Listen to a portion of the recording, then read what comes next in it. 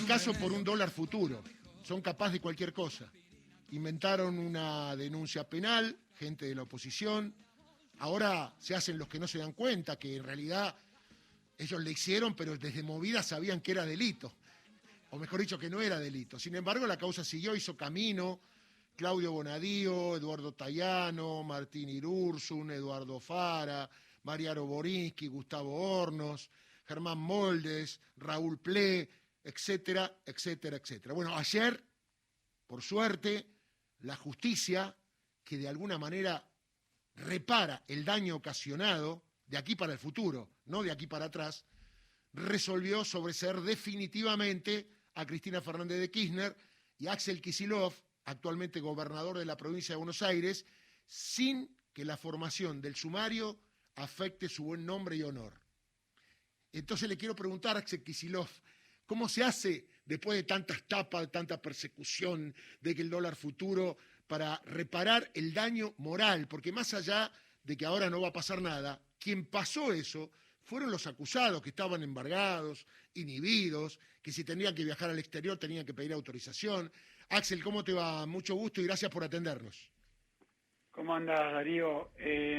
A ver, quiero ordenar mis ideas y un poco también lo que voy sintiendo, porque supe ayer que había salido definitivamente el fallo. ¿Te acordás que hace no mucho tiempo tuvimos una audiencia Sí. por Zoom con la casación, ¿no? Con el tribunal. Y bueno, y ahí tanto Cristina, obviamente, como yo, dimos nuestro parecer sobre esta causa. Y lo primero que te quiero decir es que no consigo estar contento por esto. Me parece que es una situación que tiene tal gravedad cuando uno sale de lo personal o sale incluso del barro de la política. Tiene tal gravedad el hecho de que hace 7 años que estábamos en el gobierno, yo era ministro de Economía y Cristina presidenta, hoy ella es vicepresidenta y yo soy gobernador de la provincia, pero también el que era el presidente del Banco Central, el que era el titular de la Comisión Nacional de Valores. La verdad que fue una causa armada con un objetivo, que en aquel momento, como ministro, lo denuncié, que el objetivo era forzar una devaluación. Ese era el objetivo. O fíjate que el instrumento que acusaban, que impugnaban, dólar futuro, que el Banco Central operara en el mercado de dólar a futuro, es un instrumento que después usó muchísimo el gobierno de Macri, y que usan muchísimos bancos centrales del mundo, justamente para evitar una devaluación. Entonces hicieron la denuncia para que la justicia actuara y impidiera seguir operando en ese mercado y forzara una devaluación. O sea, querían la devaluación, luego usaron la misma causa para forzar la renuncia de Alejandro Banoli, del presidente del Banco Central, que tenía mandato pendiente y no tenía por qué irse, porque lo tenía aprobado legalmente por el Poder Legislativo. Entonces forzaron la renuncia de Alejandro, y luego de eso cambiaron al presidente del Banco Central, devaluaron, se enriquecieron muchos miembros del macrismo que habían timbiado en dólar futuro, y algunos de los que estaban operando en ese instrumento fueron los que arreglaron lo que les iban a pagar ellos mismos. O sea que hicieron todos los desmanes y todas las tropelías con esta causa, pero durante 7 años los acusados de un delito grave, embargados, inhibidos, éramos nosotros. Y ni hablar del hecho político, porque si uno repasa los diarios de la época, totalmente, era una grave acusación contra el ministro. Entonces yo, Cristina, con la que trataron de embarrarnos y de generar una corriente de opinión como diciendo, mirá, acá están haciendo algo ilegal. Después trataron de hacerle creer a la gente que nos estábamos beneficiando nosotros o familiares y amigos. Y bueno, y después nos inhibieron, nos embargaron, siguieron dándole vueltas al asunto. Por eso mi respuesta ayer a Pinedo, que haciéndose el distraído dijo, bueno, yo no lo denuncié a Cristina y a Axel, denuncié a otro, pero era un escándalo. No era un escándalo, el escándalo denuncia a Pinedo. El escándalo es que hayan hecho política con la justicia y los medios para embarrar a la oposición. El escándalo es que se hayan beneficiado con esto y enriquecido con esto.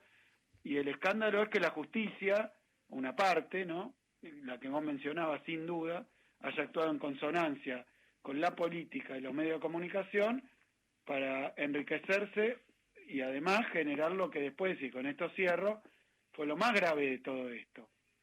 Porque cuando nos acusaron a nosotros, bueno, uno está perseguido, bla, bla, pero no somos la víctima principal de esto. El tema es que con esto impusieron su política económica, que facilitaron el triunfo de Macri, endeudaron el país, destruyeron la economía de la Argentina. Es decir que, como todas las causas de llamado lawfare, son manipulaciones que usan para tener en democracia, doblar, modificar la voluntad popular con falsedades, con mentiras, con embarrando al otro y después hacer lo que vinieron a hacer, que es endeudar a la Argentina, destruir esta industria, puestos de trabajo, mucho antes de la pandemia. Entonces, la verdad que eso es lo que más indigna. Lo que indigna es que el propósito de la causa está logrado. Después podía ser también, como hicieron con otros, presos, etcétera, pero no es lo más importante. No es para jodernos a nosotros que lo hicieron. Es para tener beneficios, ventajas y perjudicar a millones de personas. Lo que pasa, Axel, que si vemos para atrás, en este momento, ni vos ni Cristina, si mal no recuerdo, tenían fueros. Y la verdad que en aquel momento se hablaba en los medios hegemónicos que Bonadío iba a meter presa a Cristina por esta causa, ¿te acordás? Sí, pero Cristina no tenía fueros. Claro. ¿Te acordás? Sí, por eso. Hasta que fue senadora.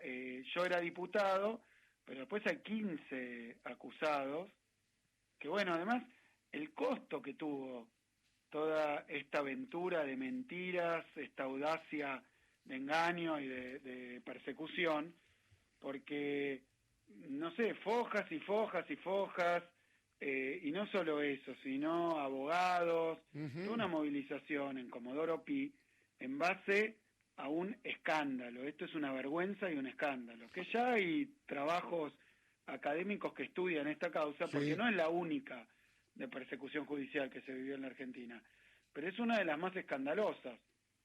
Es una de las más escandalosas. Fíjate que lo hicieron mientras eran oposición, tuvo hechos que tuvieron que ver también con el juego electoral. Claro. Y sí, decisiones que tomaba la justicia, por ejemplo, allanaron la mesa de operaciones del Banco Central de la República Argentina. Bonadío, de acuerdo, sí, perfecto. Mira, no sé si ocurrió en algún otro lado, algo así. No. Y además, acordate que esto también está relacionado, no te quiero mezclar, pero obviamente estás informado con las visitas de Gustavo Hornos, Mariano Borinsky, a ver al presidente Mauricio Macri ante cada cuestión vinculada a esta causa y previo a alguna resolución en contra, ¿no? Claro, es que ellos tuvieron un comando en jefe de la persecución al que llamaron mesa judicial.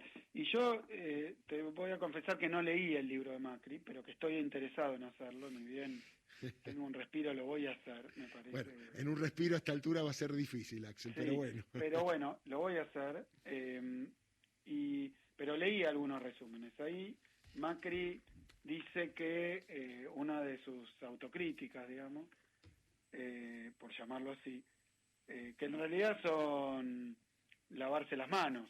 Él dice algo así como que la política, las cuestiones de la política no las manejó él, sino que las delegó en Monzó y en Frigerio, dos personas que bueno, que deberían, siguen formando parte de ese espacio, pero le han tirado encima como que una mala praxis claro, con las cuestiones políticas, pero es una forma de Macri de lavarse las manos.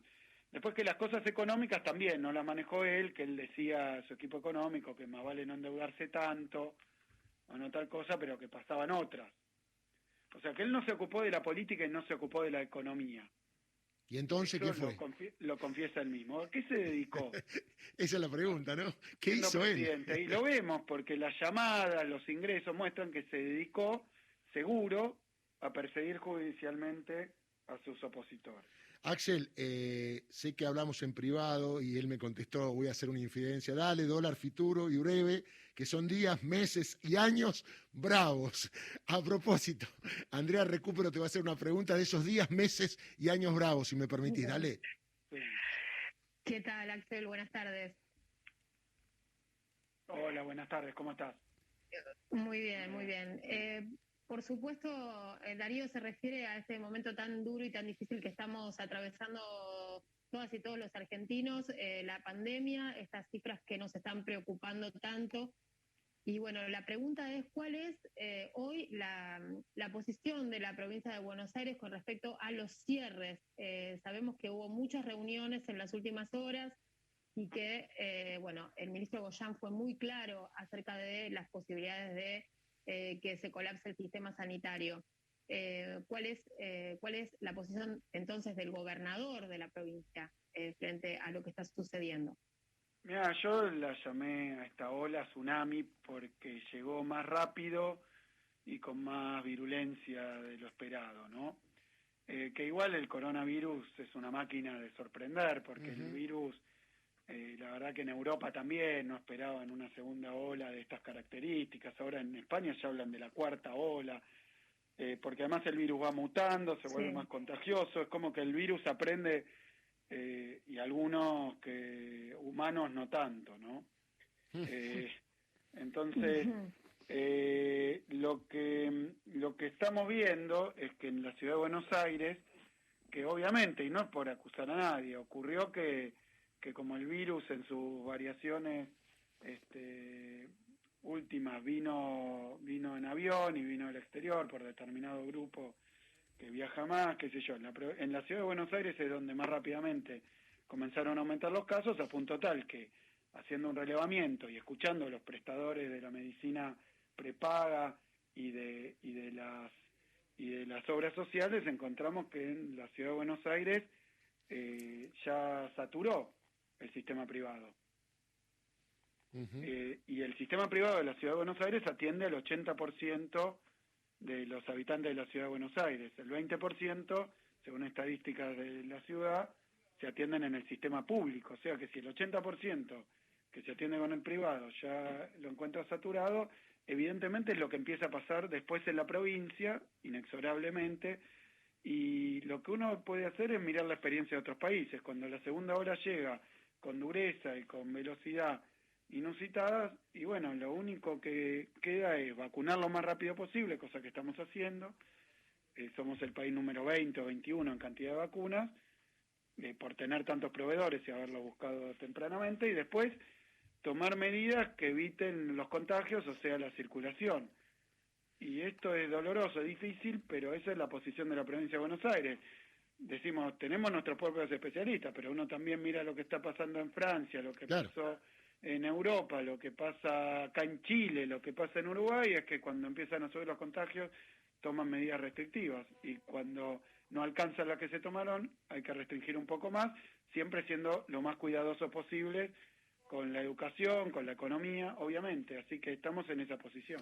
Nazarena, la última, porque si no me va a matar Axel. Dale, no, Nazarena, dale. Gobernador, ¿cómo le va? Nacelo Magno lo saluda. Sí, mi pregunta iba para otro lado, porque de la reunión de Gabinete Económico que se está teniendo desde las 10:30 de la mañana, entre tantas medidas de asistencia o de ayuda que se pueden pensar, la primera que se difundió públicamente tiene que ver con una de control de precios, que los inspectores de AFIP van a controlar que se cumpla con el programa Precios Máximos, y a eso sumo que Darío hace un rato comentaba que ayer hubo un encuentro entre el ministro de Desarrollo Productivo, Matías Culfas, y el titular de la Unión Industrial Argentina y la COPAL, Daniel Fules de Rioja, entendiendo seguro que, entre otros temas, habrán tocado los precios, digamos. Ahí se agravó la tensión entre las empresas. ¿Cómo viene el vínculo con las empresas controladoras de precios en las góndolas en plena segunda ola de COVID e inminentes restricciones? Mira, yo estuve reunido con los más altos dirigentes de las cámaras empresarias de la provincia de Buenos Aires en ocasión de la apertura de un parque industrial, de la regularización de un parque industrial en Ezeiza, te lo menciono porque pasó hace 2 días, y la verdad que estamos, creo que todos con las mismas preocupaciones y en el mismo barco y buscando equilibrios y balances. Creo que si alguien se quiere beneficiar con la pandemia o no sufrirla nada es muy difícil. Creo que estamos todos, empezando por los más vulnerables, sufriéndola desde la perspectiva de la salud y también de la economía. Entonces creo que acá hay que poner entre todos, cada uno por decir así, su grano de arena. Tal cual. Y que nadie puede pensar que en beneficiarse con la pandemia. Entiendo que la naturaleza humana y incluso de los sectores económicos es ganar más plata, lógico. De nuestra oposición tal vez sea ganar más votos. Pero bueno, creo que hay que posponer todas estas pretensiones y empezar al revés, ¿no? Esta vieja frase, el problema no es que lo que tu país puede hacer por vos, sino lo que vos podés hacer por tu país. La verdad que se espera solidaridad y, si me permitís, patriotismo de todos los sectores y voluntad de aportar, obviamente sin suponer que nadie lo va a hacer en una medida desmesurada, ¿no? Así que bueno, esperamos que así se tome esto como una pandemia, que es donde estamos. Una metáfora de guerra es horrible tomar, pero la verdad es que estamos en una lucha contra el virus. Si no, como lo hago yo habitualmente, el que no lo entienda, que me acompañe a los hospitales de la provincia, claro, o si quiere que vaya a lo de la ciudad, incluso a las clínicas más caras de Buenos Aires, donde no hay una sola cama hoy. Así que se está luchando cuerpo a cuerpo con la pandemia. Esperamos que todos lo entiendan y que todos estén dispuestos a contribuir, no a ponerse en una posición de yo no estoy dispuesto a nada, y sobre todo empezando por los de abajo, los que menos tienen, que son los que más sufren. Axel, la última, escuché que contaste en otro medio una anécdota respecto a lo que hacen algunos comunicadores, algunos canales de televisión al hablar mal de las vacunas y querer generar miedo, pánico en la sociedad. Te pediría que la cuentes, tiene que ver con alguien que tenía a sus papás para vacunarse, tengo entendido. Sí, desesperado, que me dijo, incluso pensé al revés, que me iba a reclamar porque no había llegado la vacuna a su grupo de edad, y es al revés. Me dijo, Axel, tengo que hablarte de la vacuna, mi papá no se puede dar la vacuna, no se da la vacuna. Yo le empiezo a explicar y me dice, no entendés, no se la quiere dar porque mira mucha tele y entendió que las vacunas son veneno o matan. Y yo digo que alguien se tiene que hacer cargo, ¿no? Alguien se tiene que hacer cargo. Totalmente. Eso lo escuchó en la tele y la verdad que, para empezar, es mentira. Uh-huh. Entonces es una mentira que, dicha y potenciada y sin algún cuestionamiento, sin una contravoz, porque esto no va contra la libertad de prensa, pero sí la responsabilidad. Si alguien empieza a fomentar que la gente se tire las azoteas, claro, no es un tema de libertad de prensa, ¿no? Sí, es así. Entonces, en este caso, la vida y la muerte, teniendo la posibilidad de vacunarse, no se quiere vacunar, y después si le pasa algo, ¿cómo le explicamos al hijo que el comunicador o el canal que difundió esto a repetición y en los zócalos, sin poner un signo de atención? Hasta lo ha hecho Facebook, no por empresas privadas, con una regulación un poco todavía en la nebulosa, porque son redes sociales. Pero bueno, me parece que hay que tener muchísima responsabilidad. Yo no quiero limitarla. Lo mismo, alguien me dice, no, pero nos quieren restringir nuestras libertades. No. Cuando estamos poniendo medidas de cuidado, yo decía, claro, entonces un semáforo en rojo es una dictadura del semáforo que no te deja pasar por la boca calle cuando viene el tránsito. Entonces no es así. Vivimos en una sociedad donde si una persona hace cualquier cosa, sobre todo con una enfermedad contagiosa, puede contagiar a un montón de gente. Entonces tiene que haber ciertas reglas que cumplamos, que además se aplican en todos los países. Mira, Darío, hay un punto donde dejémonos de joder, ¿no? Acá en la Argentina, cuando dicen que las vacunas son veneno, yo creo que esto no pasa en ningún lado del planeta. No, seguro. Entonces, si no me equivoco, entonces tendríamos que empezar, por supuesto que empieza por las autolimitaciones y la responsabilidad y todo eso. Ahora, si no la hay, uno por lo menos tiene que tener derecho a denunciarlo, ¿no? Está claro. Ahora lo que falta, cuando lo denunciamos, nosotros estaríamos violando alguna libertad, y cuando alguien dice cualquier cosa con valor de verdad, que te da una cámara de televisión y un micrófono, y lo repite, y lo repite, y lo repite, bueno, ese hay que respetarle todas las libertades. Ahora, si yo me enojo porque alguien se deja de vacunar o se deja de cuidar y se arriesga, se pone en riesgo, y bueno, soy yo el que está violando la libertad. Entonces me parece que son debates importantes para tener, interesantes para tener, pero mientras tanto, la verdad que hay que cortarla con tanta irresponsabilidad de darle valor de verdad a cosas que son mentiras, claramente. Está claro, está claro. Axel, muchas gracias, te recomiendo el voto de la doctora Ana María Figueroa de la causa Dólar al Futuro. Leí todo, las 100 hojas leí ayer, Darío. Donde está nombre por nombre y fecha por fecha, sí, todos los que hicieron sus colegas anteriores. Está toda la evolución de la causa y incluso el fallo de los dos otros camaristas. Sí, Petrone y Barrotaveña. Sí, el Petrone al que Cristina sí se refirió personalmente, porque yo tampoco le conocía la cara, y que tuvo un fallo que fue menos categórico en algún sentido, porque apuntaron a que era una cuestión es muy técnico esto, no judiciable. Sí, pero había mucha política atrás, ese es el problema. Es lo que denunció la doctora Figueroa, o lo que indicó es que además fue un hecho de privación de justicia. Claro. Porque el problema fue que nos acusaron de algo y nunca nos dejaron defendernos. Correcto. Lo único que nosotros pedíamos es, miren, ustedes dicen que con esto se perdió un montón de guita, y es mentira, que el Banco Central no cumplió sus funciones, y es mentira, que se operó por fuera del precio de mercado, y es mentira. Son una batería de mentiras para acusarnos de algo que no es delito. Entonces, simplemente preguntándole a un experto cualquiera, en vez de llamar a declarar al señor Prat Gay, que fue a decir que sí, que esto era cuestionable, todos miembros de la oposición, ese terminó de ministro después, tal vez en pago por haber dicho lo que dijo en la causa Dólar Futuro. Entonces yo creo que hay que estar muy atentos a estas cosas para que no se repitan, como dice Alberto. Tal cual. Axel, muchas gracias. Conste que el pico se te va a vos. Era corta la nota y vos hablás y me encanta. Así no te voy a recriminar nada. Muchas gracias, Darío, por el espacio. Son cosas que además amerita discutirlas un poco y explicarlas bien, porque si no, al voleo, la gente piensa que Dólar Futuro es como ser motochorro. Y es bueno, ¿sabes por qué? Porque vos y yo hablamos hace 6, 7 años cuando esto empezó, y yo te dije lo mismo que pasó ahora, que no había delito y vos no eras abogado. Que lo marcaste desde el principio. Bueno, un abrazo grande, Axel, y muchas gracias, y suerte, y te seguimos bancando, y hacé lo que tengas que hacer. Un abrazo. Muchísimas gracias. Un abrazo a ustedes. Chao, chao.